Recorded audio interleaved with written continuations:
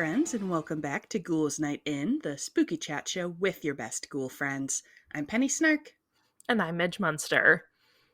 And today we're continuing on our Pride tour. Hey! And I wanted to say a special shout out and thank you to our friend and talented artist Matt Woods for his calendar.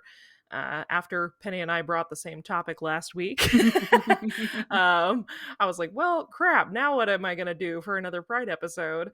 And I was looking at Matt's, I don't even remember, did this happen on air? I don't remember. I think it was right after we recorded. Right after we recorded. But we were looking at the calendar to figure stuff out, and I noticed that this week is the anniversary of another podcast that I really love, that also happens to be very spooky and very queer. So today I want to talk about Welcome to Night Vale. Yeah!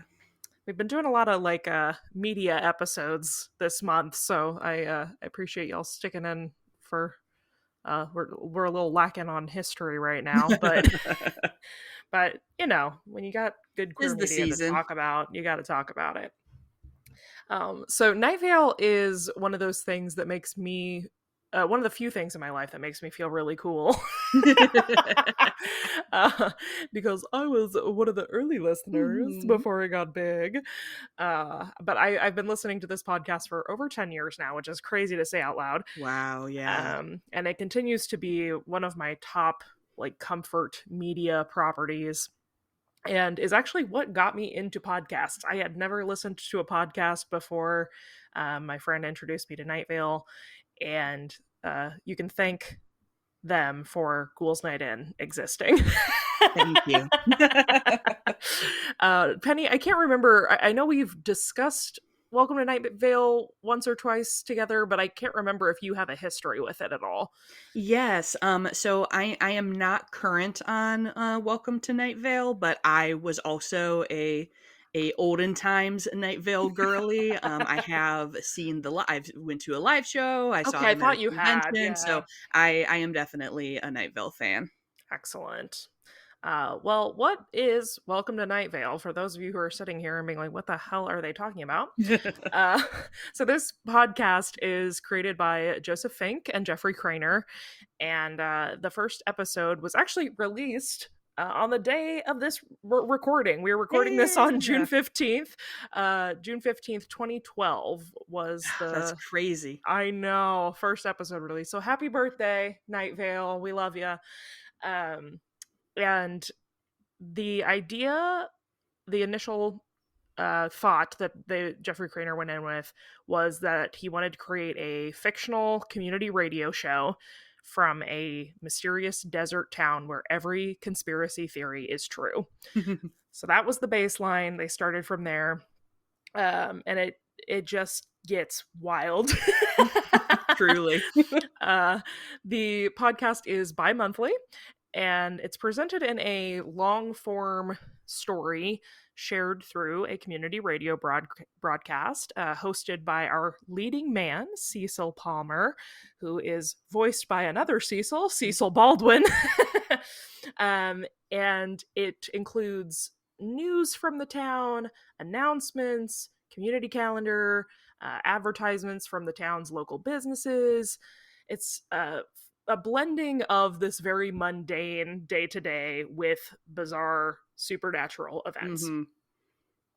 Each episode also includes a weather report. I was going to say also the weather. And now the weather. And the weather is always a song from an independent musical artist. I have discovered so many amazing artists through Night Vale. I remember the first live show I went to. Do you remember, did you go to the original tour in 2013? So yeah, that would have been when I was deepest into it. Did you get to see Eliza Rickman? I don't know. Okay, you would remember if you did. The musician for my stint of the tour was this artist named Eliza Rickman, who I still listen to religiously. And this is not a part of this episode, but shout out to her if you like you'll like her if you listen to this podcast. She's just weird and wonderful, and she has this huge hair and wears haunted little nightgowns and plays a baby piano. That So was she, not what I saw. yeah, she's like a little vampire bride. She's beautiful. But yeah, she was the weather for the tour that I saw. Um, but and also I forgot to include this actually, but while we're on the topic of music, the soundtrack for this show is also really really fun, and it's done by the musician Disparition does the Yeah, theme so song good. and all the like underscoring for the episodes, which is really good and mood setting and spooky. uh, so most of the episodes are standalone stories. So if you're a first time listener, you can kind of jump around and have fun and listen wherever you choose. However, there are ongoing storylines and gags that pop up throughout. This I had to include that a few of those gags by introducing that Night Vale is a place where dogs are not allowed in the dog park. No, certainly not. Certainly not, never. Wednesday has been canceled due to a scheduling error, Mm, and a faceless old woman lives in your home. mm. So, have I piqued your interest? If you're not a listener, I hope so. I hope so. It's just it makes me so nostalgic now that you're talking about it. I'm like, I really got to get caught back up. I know when I was writing this, and what's so funny is I've started like a re-listen so many times that I've probably heard the first 10 episodes 80 times at this point. Because I always, I'll get behind, Yeah. but then I don't really remember where I left off, and I'm like, oh, I'll just start from the beginning. And then those first few episodes They're are so so good. good. My my favorite, this is not part of my notes. I'm just getting nostalgic. My favorite, the bit that got me into the show when I was listening for the first time, and I was like, this is going to be a problem for me, is Cecil is talking about old woman Josie who lives behind the car lot, and how she sees the angels, Mhm. and the angels helped her change a light bulb. And she's selling the light bulb that's been touched by an angel. And Cecil has this bit where he goes, "It was the black angel, if that sweetens the pot for anyone." And that has stuck with me for 11 years now. And this is a show for me. It's so satirical and stupid. Truly. And just since we did talk about the weather briefly, Uh-huh. literally every time it rains in my Waiting for brain, the I'm just like bus in waiting the for the rain. bus in the rain, waiting for the bus in the rain.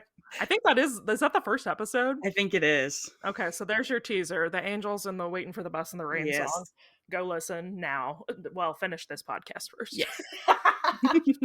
We'll uh, tell you more about it. yeah, let me give you some more information. So I love that. No, 8-minute episode. That's it. that's That's all it. you need to know about Night Vale. Go check it out.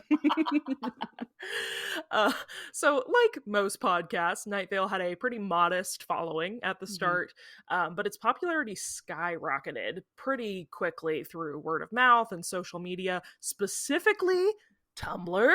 This show, Yes, Tumblr girlies. if you were a Tumblr era ghoul, you at least were aware of Night Vale, I think. Like, even if you Yes. didn't know what it was, you probably saw fan art, you probably saw like clips of like quotes and things from the show.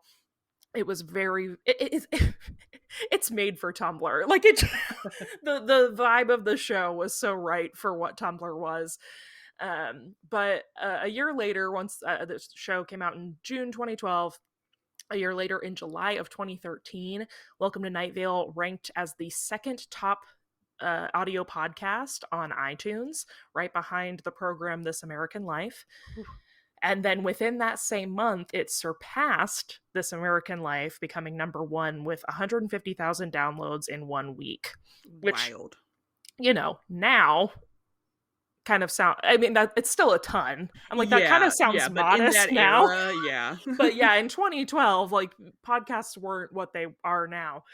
So they were really going off. I did see something when I was doing research for this that at one point, I think it said their highest download was like 5 million. Wow. And I was like, What? so yeah, they have since become quite popular. Yes. Penny, I thought I put this in here for you specifically. For me. The co-producer, Jeffrey Craner, attributed the spike in popularity, like I said, to Tumblr, but also specifically shouted out fans of the television series Hannibal. Yeah. Hey. Uh, so if you're a Thanks, fanable, Jeffrey. this is also for you. Uh, Yes. the popularity of the show, like we've mentioned a few times now, led to a live performance tour in 2013. Like I mentioned, that I was in attendance for. So fun. They came to my favorite place in my local area, Lawrence.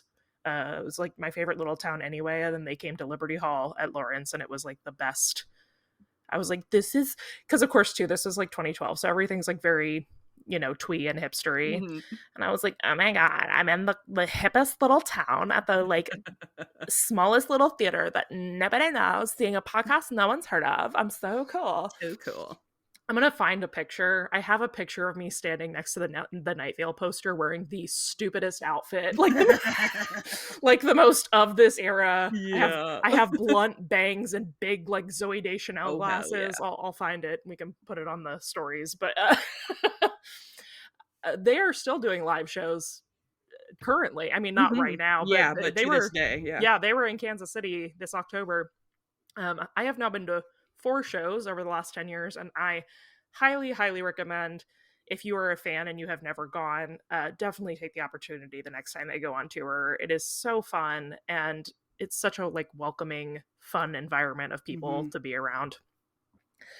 But there are a few reasons why I specifically wanted to bring this to our podcast. First off, it's made for the spooky kids. Mhm. There is a lot of horror and folklore influence in Night Vale. My favorite description I came across during my research was from Christopher Wynn of the Dallas Morning News, characterized it as NPR meets the Mothman prophecies. That is a very good description. That made me really happy. One of the most prominent influences on Night Vale is the work of H.P. Lovecraft, Mhm. particularly his focus on like cosmic horror and just unsettling aspects of the unknown. Now, I think most people listening to this pod probably know that Mr. Lovecraft was not the best human. He's got some issues, Yes. much like a lot of people from olden times. But much like the show Lovecraft Country, if you like the vibes of a Lovecraftian work, but through like an intersectional lens, this is a great way to get that Yes. dose Right. of It's like, do you love cosmic horror but aren't scared of brown people? yeah. Do you love horror and hate racism? Welcome to Night Vale. Yeah, but Night Vale's like strange occurrences very much echo Lovecraft's themes. A lot of this like the human insignificance in the Mhm. face of like the vast void of of all that is out there, but in a much more inclusive way. So there are also heavy influences from other creators. Definitely got Stephen King in there. David Lynch. If you're a Twin Peaks school, this is for you. I'm gonna say that right now. Weird little town. Mhm. Get in on it. Also, definite Twilight Zone Outer Limits vibes, just to kind of give you some media properties that if you enjoy those things, this podcast is for you. The other reason I wanted to bring this, like I said, is that it is Pride Month and this show is for the gays. Yeah. The podcast features prominent LGBTQ characters. Our main character, Cecil, is openly gay, and his romantic relationship with scientist Carlos. Perfect, Carlos. Yeah, perfect Carlos, is a central, like, positively portrayed relationship Mhm. throughout the story. One thing I have always loved about this show is that, in my opinion, it was ahead of its time portraying queer love.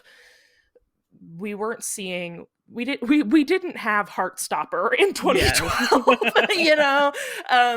And what I've always loved about the way Cecil and Carlos are portrayed is like their relationship is treated with the same depth and complexity of any heterosexual relationship, and at the same time, it's also not a big deal. Yeah. They're just like this adorable, romantic, sweet couple who is in love who happen to be gay.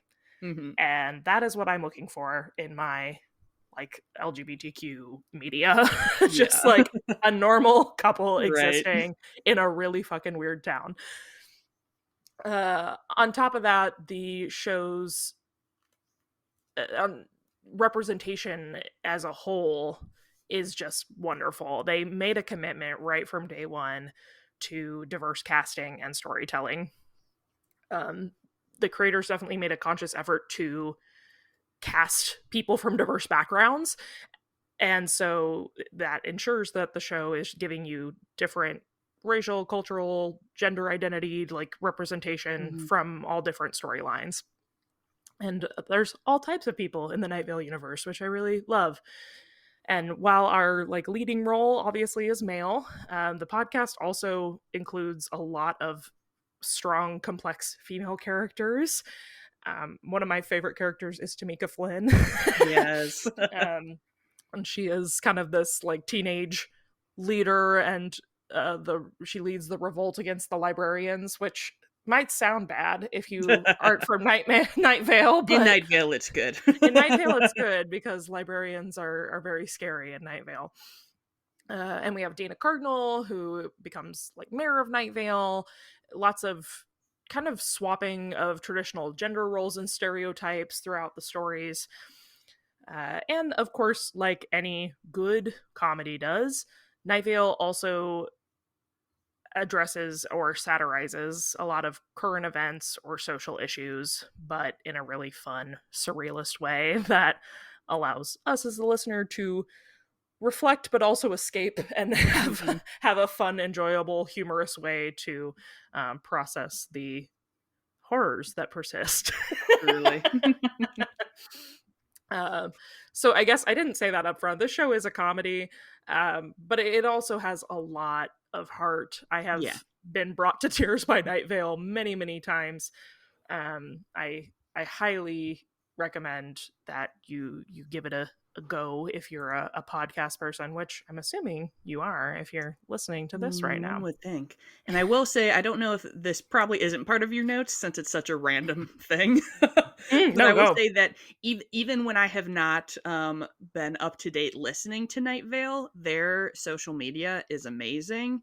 And if you're Yes. thinking, if you're like, I wonder if this style of humor is for me, like go and read through any of their posts and you will know immediately if this is for you because I am constantly cracking up at all Yeah. of the good stuff that they post. I also just feel like if you like Penny, Hmm. then, then it's probably for you. Because it's a very like dry Yes. humor. Um, Lots of just like nonchalance, I guess. Like Hmm. Cecil will drop the most like profound or ridiculous information and then just keep going on to something else. And it's just a lot of fun. I really at this point I'm just going to gush.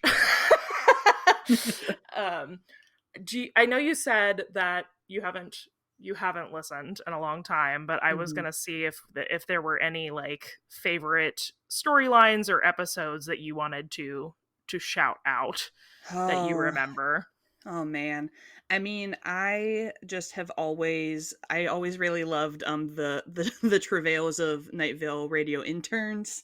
Um everything Yeah, that's going on. And I mean, obviously this is so long ago in the canon of the podcast, but just being at Arby's, Cecil and Carlos just together, the lights just above the just the light Arby's. of the Arby's. It just I remember when I don't want to spoil anything, but a special reunion for them and Hmm. just all of the feels. Yeah. And that's Penny is referring to the Night Vale station interns. It's like a running gag that Yes. none of the interns survive being an intern for Night Vale Public Radio. I think currently there are like 3 or 4 living interns, and one of them is Cecil. um, but yeah, it's that's a very fun gag. I am a big fan of the Hiram McDaniels arc, Oh man, yes, I do love Hiram McDaniels. who is literally a five-headed dragon who ran for city council, Yes. or for mayor, actually, Hmm. I think for mayor. I think so. Um, but yeah, there's just lots of fun bits. If you are a if you start listening and you are a fan, one thing that is kind of fun about Night Vale is there is like some offshoots from the podcast as well. They did write several novels that take place in the Night Vale universe. The first is self-titled "Welcome to Night Vale." Hmm. There's also It Devours, and of course, as we've previously mentioned her, the faceless old woman who lives in your home, got her own book as well. I will say, I'm going to say something controversial yet brave. Ooh. I have yet to really enjoy a Jeffrey Craner and Joseph Fink novel. I don't know. Have you tried to read I any have of not them? read the novels, no. I tried the first Night Vale novel. It was not for me. And then, if you are not familiar with them, as Night Vale Presents is like the overarching creative house of Night Vale, and they do have a few other podcasts, including one that's called Alice Isn't Dead.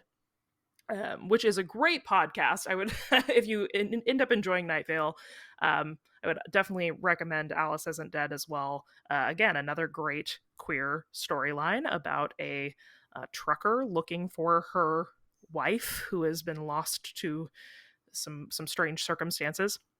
Um, but I picked up the Alice Isn't Dead novel and read it, and I had to like push myself Oh, yeah. through the end of it.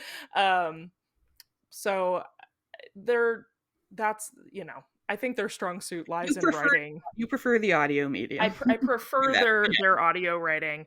Um, Also, they did recently release a book called The Halloween Moon.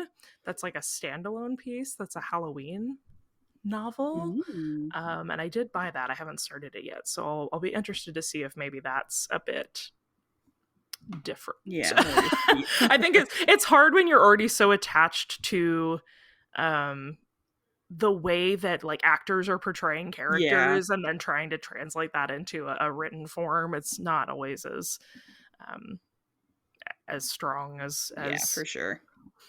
I think the charm of this podcast is definitely I mean, obviously the writing is excellent, but Cecil Baldwin is like Oh, so good. such an incredible voice actor, such an incredible human being, and like activist and cool, just like cool person who dresses great. Yes. Uh, Very handsome person who dresses very well. yes, and his portrayal of Cecil Palmer is so charming and fun. Yeah, I mean he's really the anchor of the show Yeah, and yeah, just does a great job with it. yeah.